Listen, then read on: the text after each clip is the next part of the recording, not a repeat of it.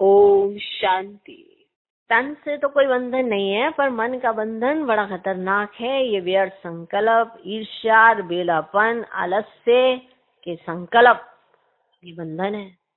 इसके चलते हम दूसरों का दोष निकालते हैं। क्यों? क्योंकि हमें अभिमान आ जाता है।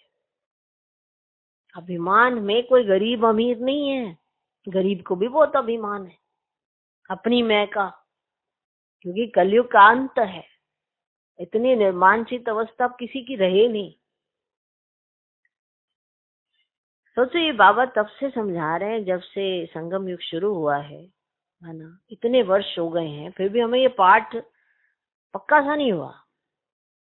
कारण क्योंकि साथ साथ माया भी तो अपने चंगुल में लेके बैठी रहती है। हमारे को सेवाओं का भी अभिमान आ जाता है, माना इसमें भी अभिमान शुरू हो जाता है। ज्ञान मार्ग का भी अभिमान आ जाता है।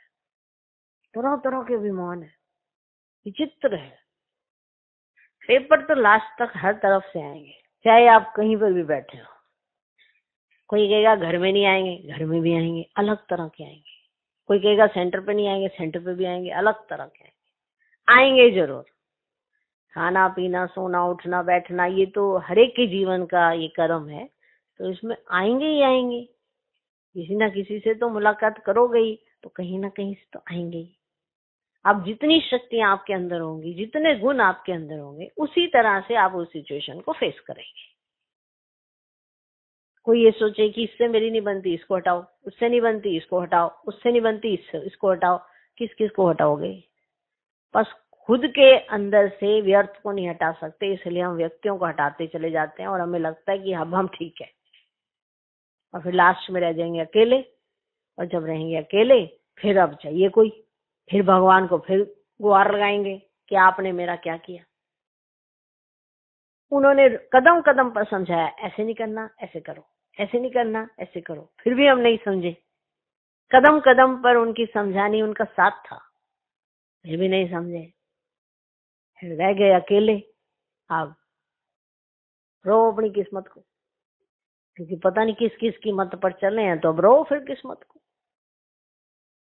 इसलिए ज्यादातर देखा गया लास्ट में आके सब रो ही रहे होते हैं। कोई है ही नहीं, कोई देखता नहीं, कोई सुनता नहीं। सब होंगे, फिर भी उन्हें लगेगा कोई बैठे ही रहे, तब मैं मानूं कि कोई सुन रहा है। पर वो बैठा रहे, वो भी बैठा बैठा सो रहा है, वो भी क्या करे? तो फिर पर वो अंदर से अंदर दुखी होते रहेंगे। ऐसा अवस्था आपको चारों तरफ देखने को तो मिलती ही होगी।